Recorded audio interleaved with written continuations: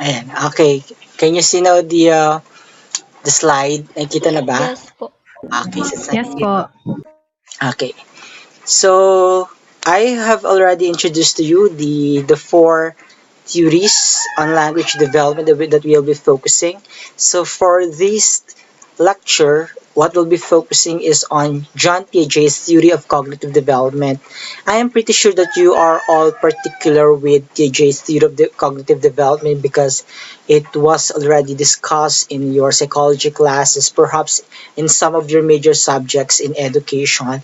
So Piaget is one of the prominent theories. Piaget's theory of cognitive development is one of the prominent theories that uh, is very important to discuss, especially among eduk students.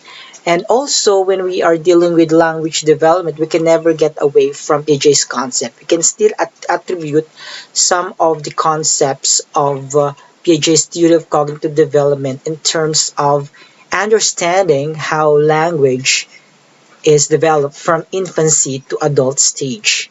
So let's have first a background of who is John Piaget. So John Piaget was born in Switzerland on August 9, 1896, and he began showing an interest in the natural sciences at a very early age. By age 11, he had already started his career as a researcher by writing a short paper on an albino sparrow. Okay, he continued to study the natural sciences and received his PhD in zoology from the University of Neuchâtel in 1918. Okay, so basically, aside from being a renowned psychologist, he is into natural sciences, which is related to biology, specifically in zoology. So later on, he became interested on studying the behavior of children. And later on, I'll be mentioning to you some of the experiment that he did together with his team. And they have crafted some concept that can be attributed on language development. So for the meantime, let's discuss first what is cognition. So whenever we're talking of cognitive aspect, we are referring to mental ability. We are referring to thinking. We are referring to memory processes. So hence, when we talk of cognition, it refers to thinking and memory processes, and cognitive development refers to long-term changes in this process. So we have to understand that growing up as a child, so we do have some limited information that we are acquiring, limited knowledge that we are acquiring, and as we grow older, those limited information become complex as years went by because of the maturity of our emotion, maturity of our brain, maturity of our thinking, and a lot of aspects in which we are exposed to are actually affecting us in terms of how we think as an individual or as a person. So that's what cognitive development is all about. So it has something to do with the maturity of our thinking. Okay, from just a mere child imitating things to someone who is actually doing things on his or on her own. Okay, so another thing when we talk of cognition, and one of the most widely known perspectives about cognitive development is attributed to John Piaget. So he is someone who in which the concept of cognitive stage theory is being attributed to. So it's John Piaget always when we're talking of cognition. So Piaget created and studied an account of how children and youth gradually become able to think logically and scientifically. So there are a lot of stages in which a child from infancy to adult stage underwent. So Piaget termed it as the cognitive stage. So those cognitive stages of development will be discussed as we go through with our lecture. Okay, so Piaget was a psychological constructivist. In his view, learning proceeded by the interplay of assimilation, or when we talk of assimilation, it is adjusting new experience to fit prior concepts. And accommodation, adjusting concepts to fit new experiences. So the term assimilation and accommodation. So the to and fro of these two processes leads not only to short-term learning but also to long-term developmental stage. Because as we grow up, we are utilizing those things that we acquire in order for us to become a learned individual. So you will notice that when you were just a child, even when you are observing some of your um, young siblings, you will notice how they have acquired some simple information up to the complex information or knowledge based on their exposure to the kind of environment where they are exposed to. And those things that they acquire growing up can actually be affecting their long-term development. And again, it has something to do with their cognition.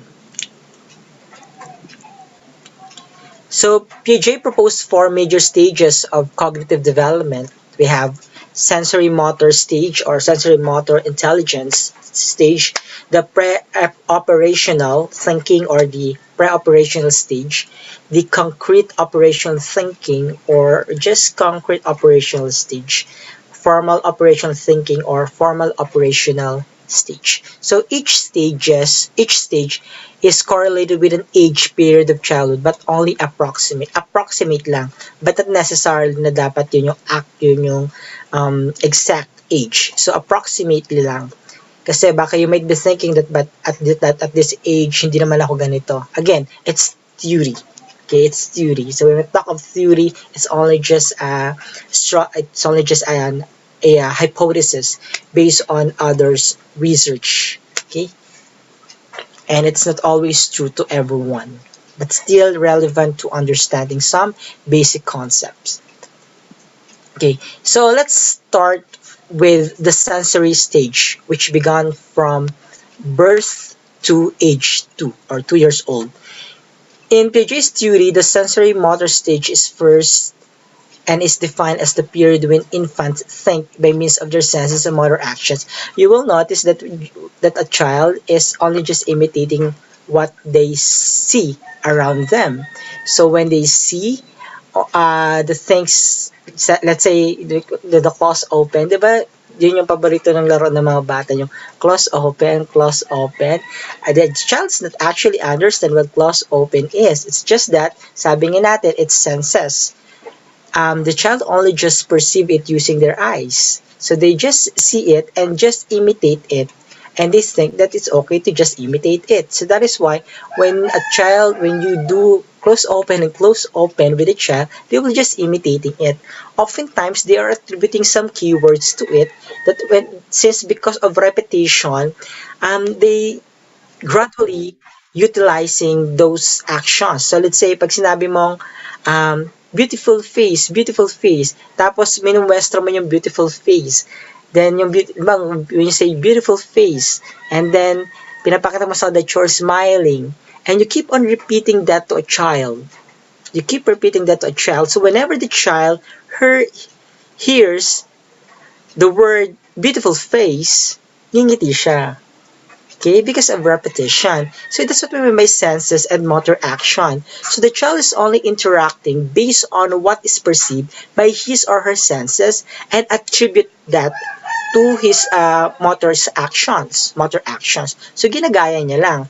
So as every new parent will attest, infants continually touch, manipulate, look, listen to, and even bite and chew objects.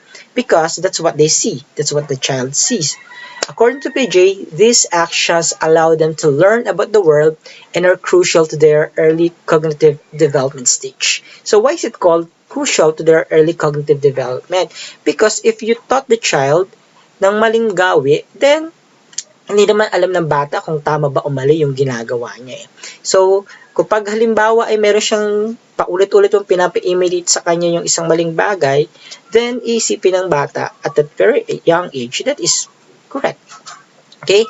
So, that's what we meant by senses and motor action in terms of sensory motor. So take note of the word sensory, senses, motor, meaning which has something to do with action. So what is perceived by their senses, it was attributed on their motor actions. Okay. Then we have,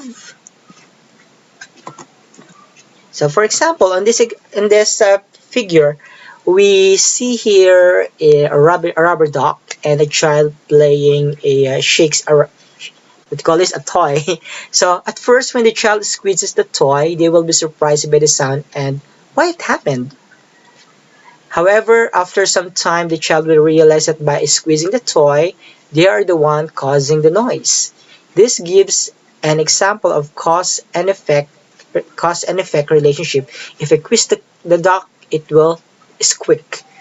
Okay, so on this example where there's no one who is projecting to a child on what to do, it is the child who is only just doing it on his or on her own, wherein he's only just squeezing the toy.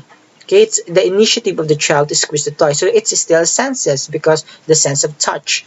So whenever the very first time the child squeeze it, it creates a sound that makes the child to be afraid of. So that's why the next time when the child sees the same toy, so matatakot na siya. Di niya na ulit lalaroin yun. Kasi the first time that he or she experienced it, playing that toy, bigla lang siya natakot. So, that's why sinasabi talaga ni Piaget that it's a crucial stage on the part of the child. Madali kasi silang mapaniwala. Kasi again, their thinking process is not yet mature. They are only just interacting based on what is perceived by their senses. Next, another example of a toy is a rattle. Itong parang maramba. When the boy shakes a rattle, it makes a noise. When a baby shakes a rattle, it makes noise. So it's a different one on the experience of the child playing the rubber duck. So on this example, we see a child who is enjoying the rattle. Although it's creating a sound or creating a noisy sound, it's still the effect of that playing the toy is something that will really make the child excited or happy to play with. So the next time na pinalaro mo yung toy na yon sa bata, hindi siya matatakot kasi he finds or she finds enjoyment from playing it. So if you're just going to observe the different children playing the same toy, you will notice that each of them has their different reactions. Some might find it exciting, fun to play with. Others may find it something fearful. So that depends on the experience of the child because that's how they interact to it. Okay, so that is another scenario of sensory motor stage. Okay, so then we have the pre-operational stage. Approximately, it happens during the 2 years to 7 years old age bracket of a child. In the pre-operational stage, children use their new ability to represent objects in a wide variety of activities, but they do not yet do it in ways that are organized or fully logical. And on this stage, the child has already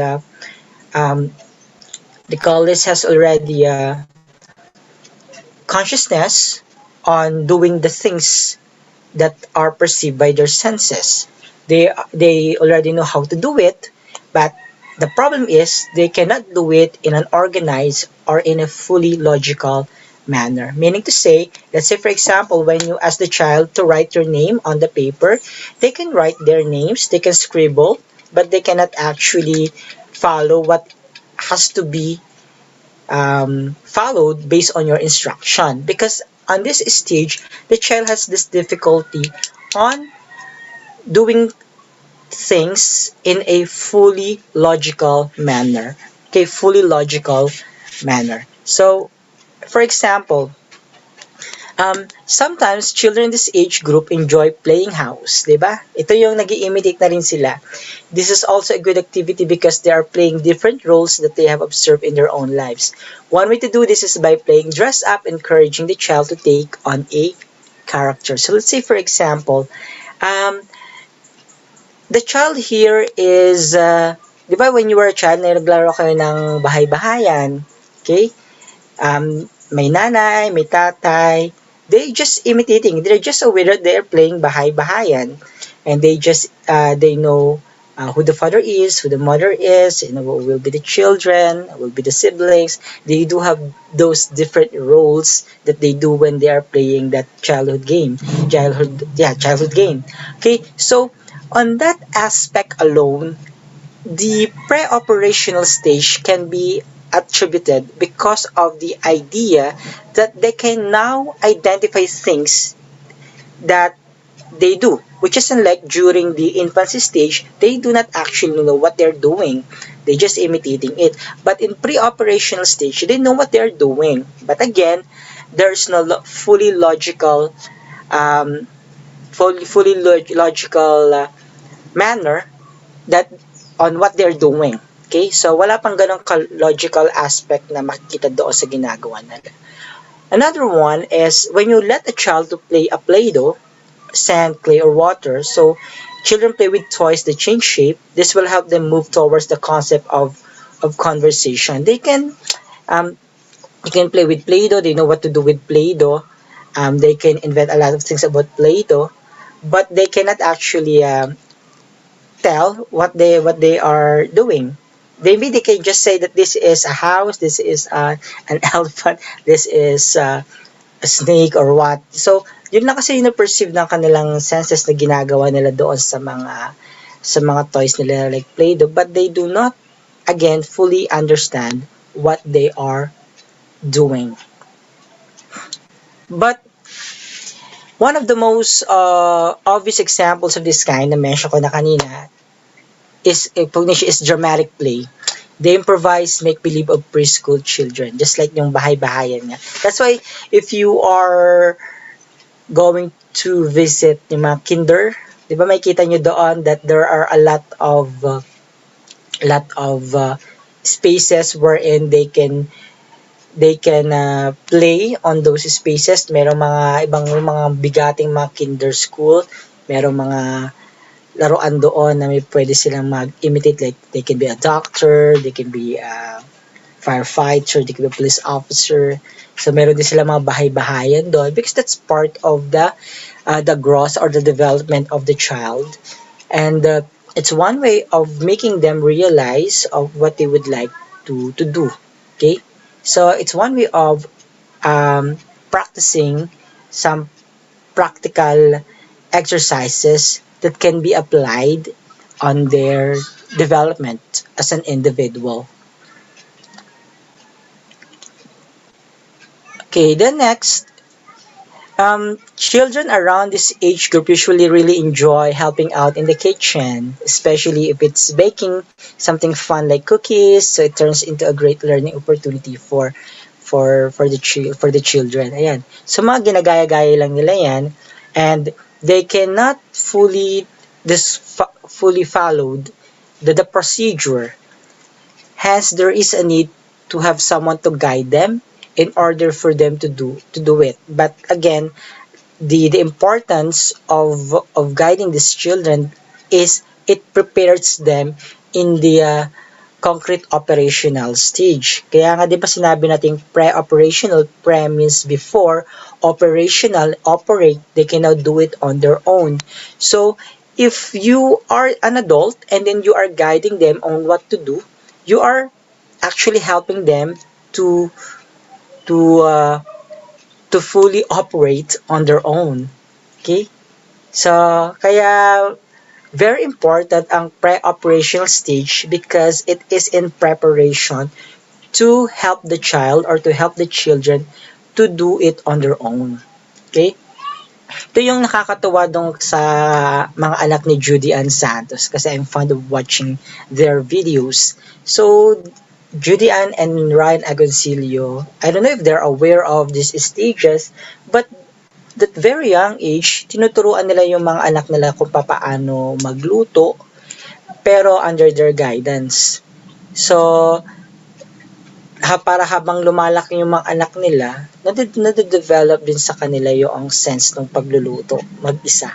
Okay, so that's part of pre-operational stage. If you are an adult and you would like to help a child to do things on their own, let them expose under your guidance. But again, hindi pa nga na ganun ka fully logical yung kanilang pag-iisip when doing things. So, the guidance of an adult is very much important.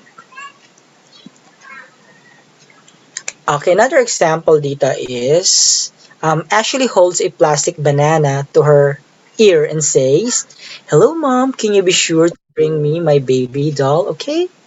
Then she hangs up the banana and pours tea for Jeremy into an invisible cup. Jeremy giggles at the sight of all this and exclaims, "Ring, oh Ashley, the phone is ringing again. You better answer it." And then on it goes. So you see, para silang nag-imitate na as if they are adult already. But again, they are not very much aware of natutuwa tayo as an adult when we see them imitating this stuff. But what is its implication in the pre-operational stage?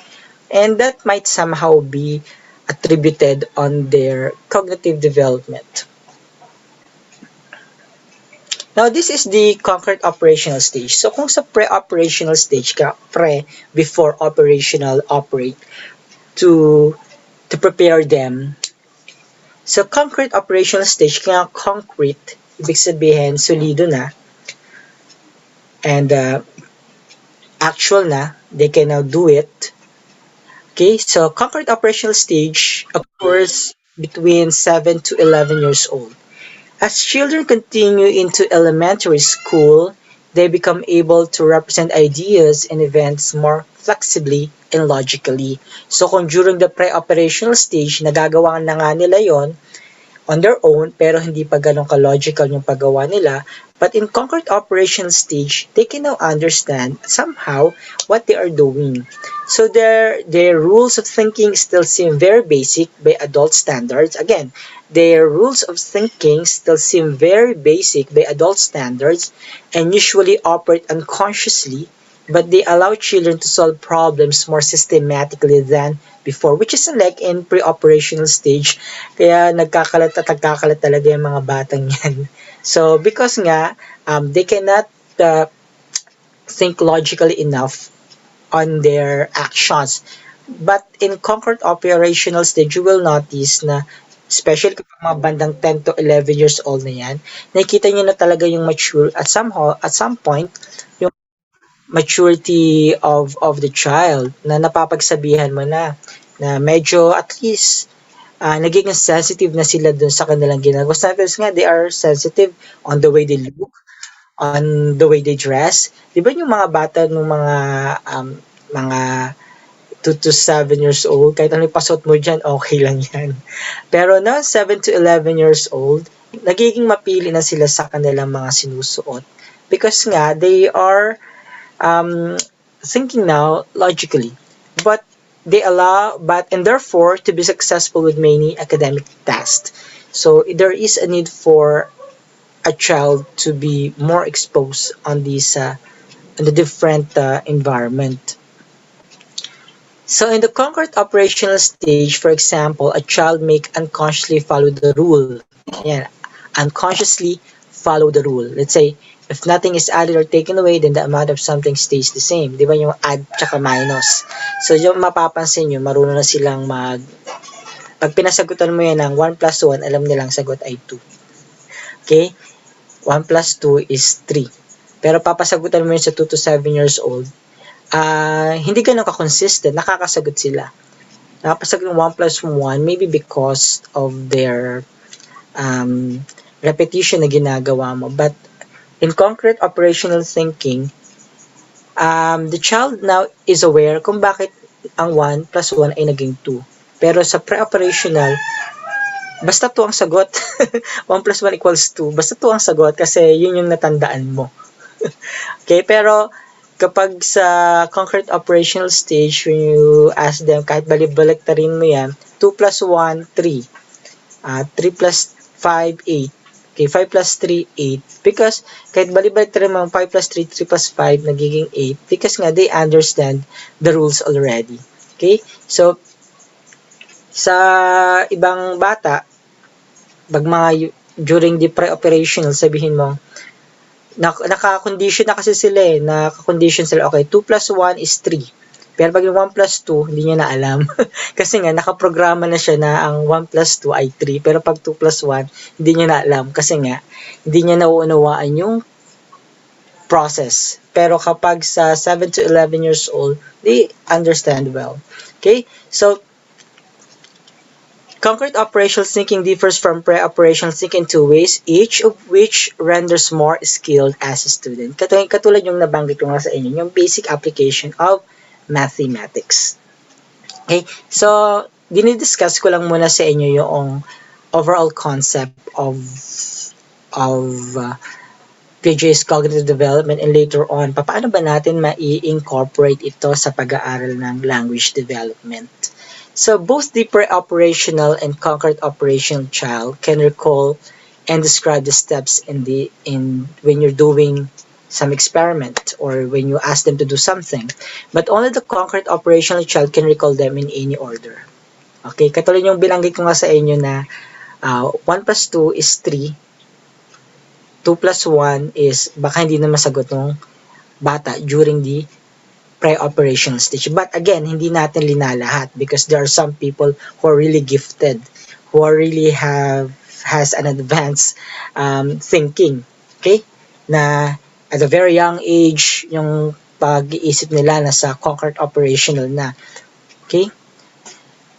That is why it varies from different condition, different cognitive condition of the child. Okay? This skill is very helpful in any test involving multiple steps, a common feature of tests in the classroom. Okay? And finally, we call now the formal operational stage, or what we call the ages from age 11 and beyond, meaning 11 above. Okay? Ito na yung adult stage, moving to adult stage. In the last of the Piagetian stages, the child becomes able to reason not only about tangible objects and events, but also about hypothetical or abstract ones. Hence, it has the name formal operational stage, the period when the individual can operate on forms or representations. So we can really see here na aside from logical thinking of the child now learns to become more mature of the things that are perceived by his or her senses, or the things that are surrounding him or her. With students at this level, the teacher can pose hypothetical or contrary to fact problems. Let's say, what if the world had never discovered oil? Hindi yan masasagot ng mga bata na nasa young age. What if the first European explorers had settled first in California instead of on the east coast of the United States? So mga complex questions can now be explained to a child. So to answer such questions, a student must use hypothetical reasoning, meaning that they must manipulate ideas that vary in several ways at once and do so entirely in their minds. Okay? So kumbaga rito, pinagkaiba nga lang doon sa mga nauna, mas fully developed na yung kanilang pag-iisip at mas nakapag-reason out na sila sa kanilang mga sinasabi. Okay, so as described, children in this stage should be encouraged to work in groups. So if you would like to apply that in teaching, to explain and discuss hypothetical topics, and they will do some brainstorming, and each of them will be exchanging their thoughts and ideas about the topics given to them by their teacher, and they're able to process those things that they talk among the members of their group, and that is an implication now of a formal operational stage. Now, since what we are focusing here is on language development, how are those levels of thinking based on Piaget can now be attributed on the study of language development. Okay? So, meron siyang ginawang experiment way back 1921 to 1922 at the Institute Rousseau. So, um, may inobserbahan siyang tatlong 6-year-old students or children during that year. The children were in an open classroom setting, and adults transcribed their speech, then listed it in numbered sentence for analysis. So again, the children were in an open classroom setting, and adults transcribed their speech, then listed it in numbered sentences for analysis. So someone is was observing them as they interact with one another, and there are adults who were just jotting down what the things that they observed from the may nagsasalita na paki-mute. Okay. So the observers noted that in many cases the children expressed out loud what they were doing, with little need for a response from their companions. In fact, they might not respond to a change of subject from someone else.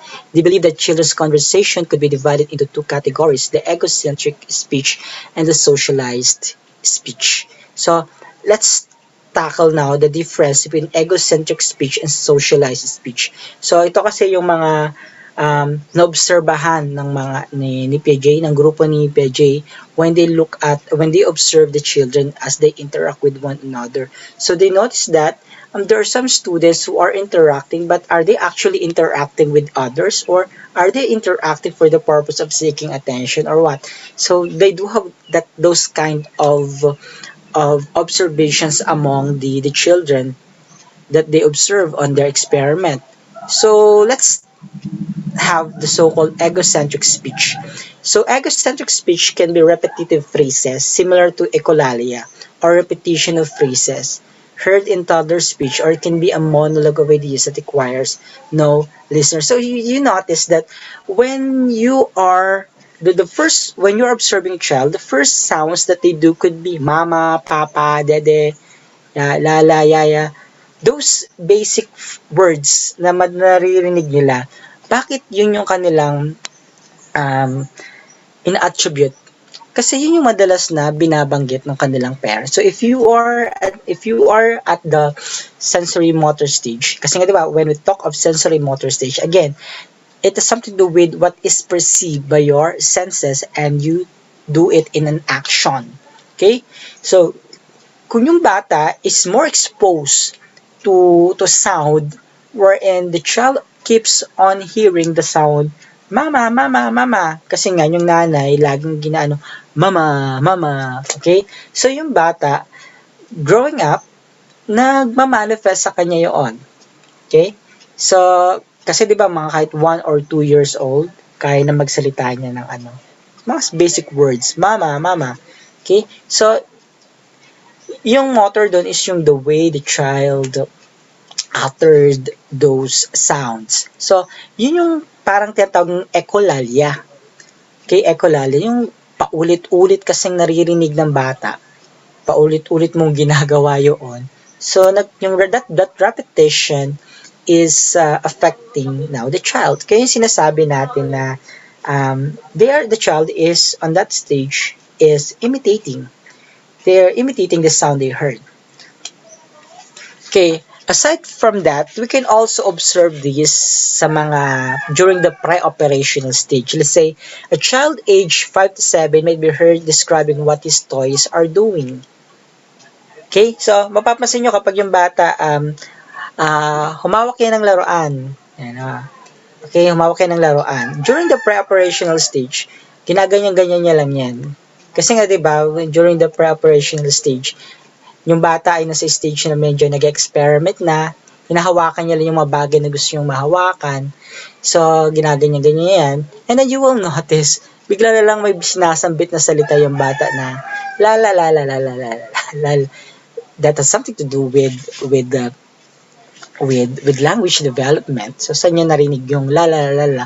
Maybe, may napanood siya o may napakinggan siya na lagi na lang yun yung binabanggit sa pinapanood sa YouTube or napapanood yung mga cartoons na pinapanood ng parents niya. Kaya, yung nakita ng bata na mayroong laruan na parang katulad nung napapanood niya, so ginaganyan-ganyan na la la la la la la la. Kaya very crucial talaga yung kapag pangit yung pinapanood mo sa mga bata, pangit din yung kanilang na-acquire ng language. So kasi, yun nga yung explanation natin doon that during the formative years of the child, they are instilled on the process of imitation. And that is crucial at the stage of sensory motor, especially in pre-operational stage.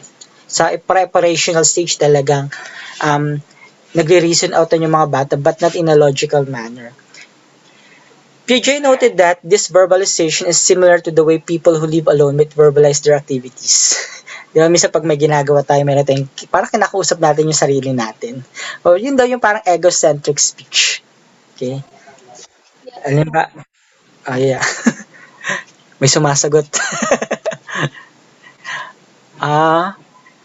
May mga gumuguhit-guhit sa ating monitor. Now, continue tayo sa egocentric speech. So, according to an article at Psych Central, talking to yourself as a sign of sanity, it helps you make decisions. Kaya, meron tayong tinatawag na intrapersonal communication. So, if you're talking to yourself, you're not insane. If a child is talking to him or herself, the child is not insane.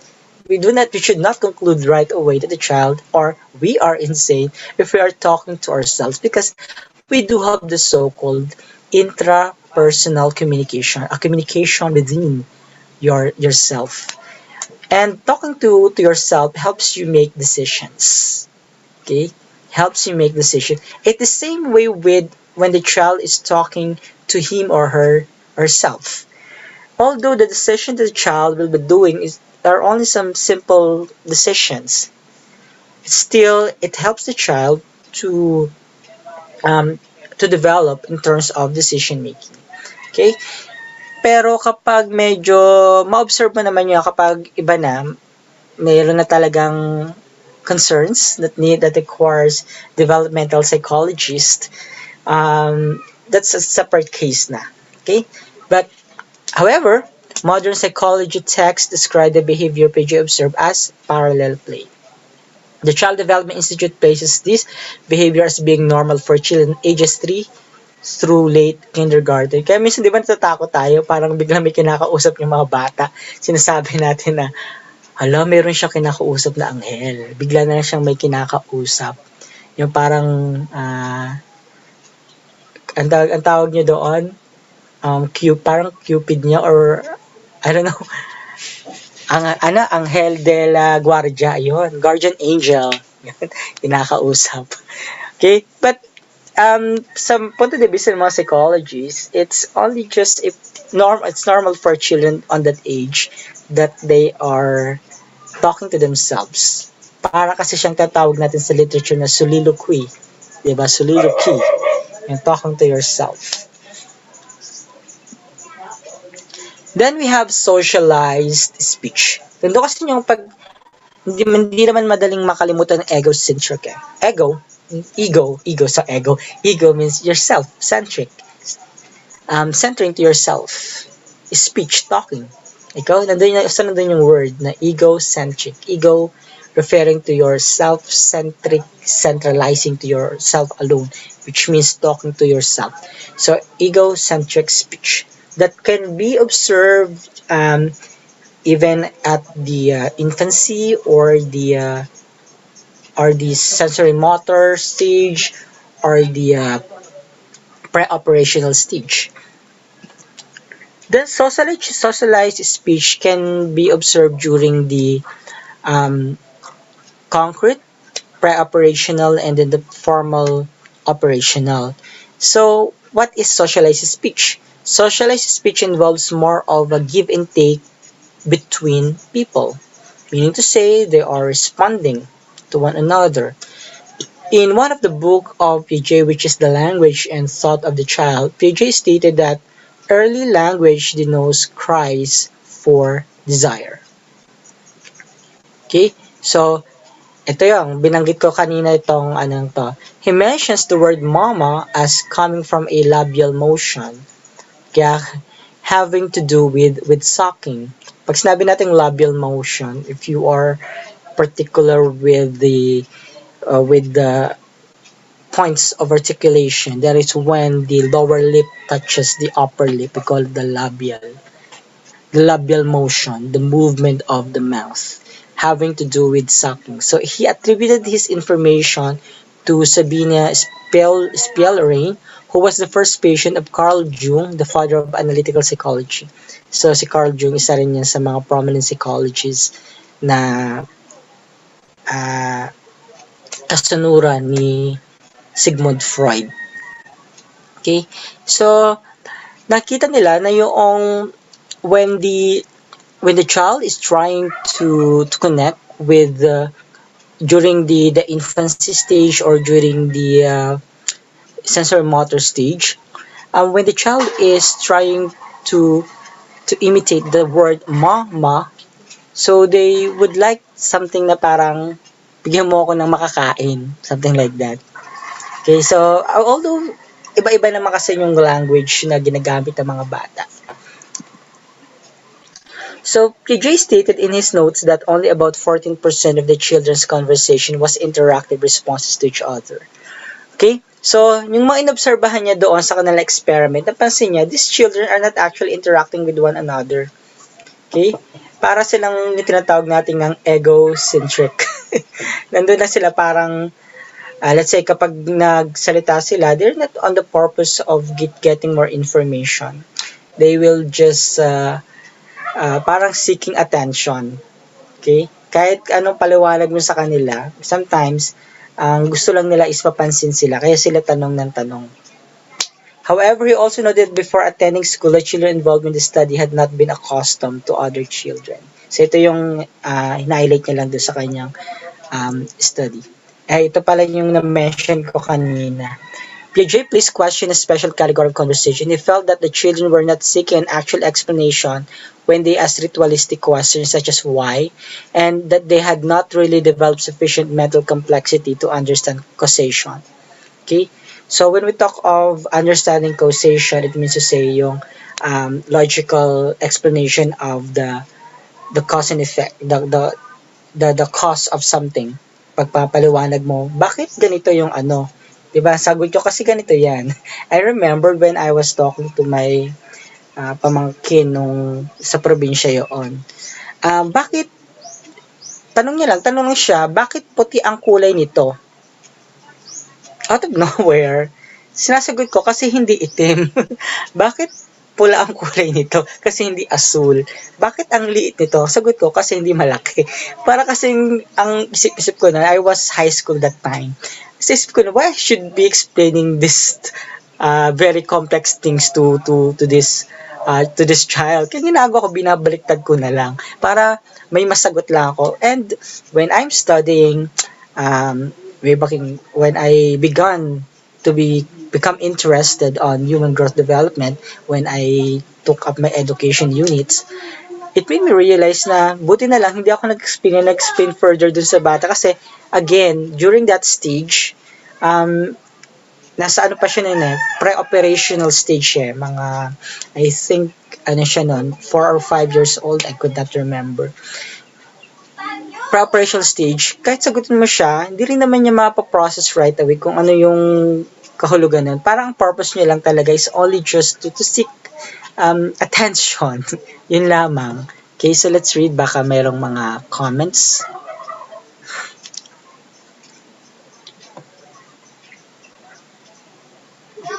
Okay, mamaya sagutin natin yung question ni Elsa. Okay?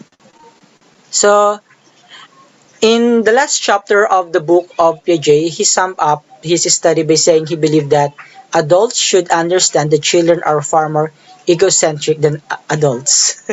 Okay, and that they interact differently even when behaving socially. Okay, but we cannot deny the fact that adults are also egocentric more often. But again, children are far more egocentric than to an adult.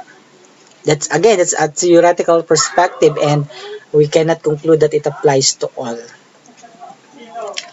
So let's have this further explanation. So Piaget added that adults should not expect young children to form social groups, but should expect a gathering of children to be very noisy because the youngster would all be talking at once. So, kaya meron kayong subject na ano kapag meron kayong subject talagang ganito sa ano niyo sa psychology kasi para as a future teacher naunawaan niyo yung behavior ng mga magiging estudyante niyo kung bakit banggugulo ng mga yan. Okay? So, kasi nga nature na ng mga bata yung ganyang kaiingay, ganyang kagugulo.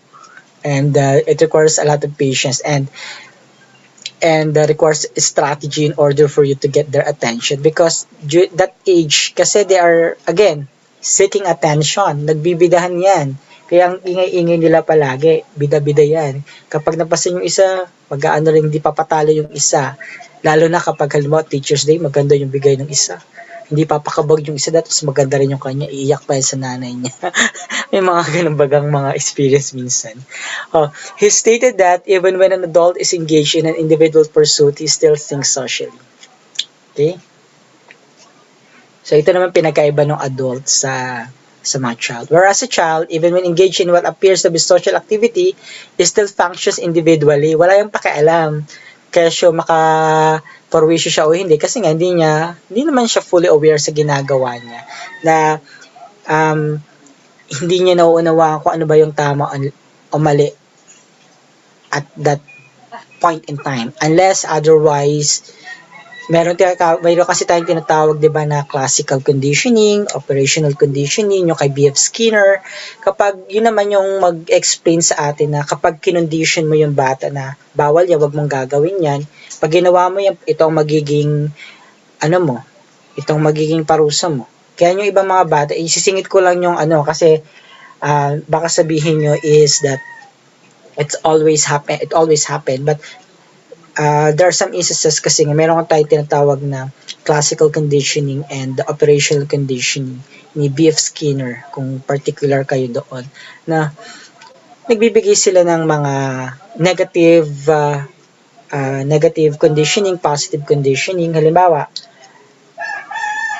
kapag mataas ang grade mo, ikaw ay bibigyan ko ng 50% increase sa allowance. Positive conditioning yun.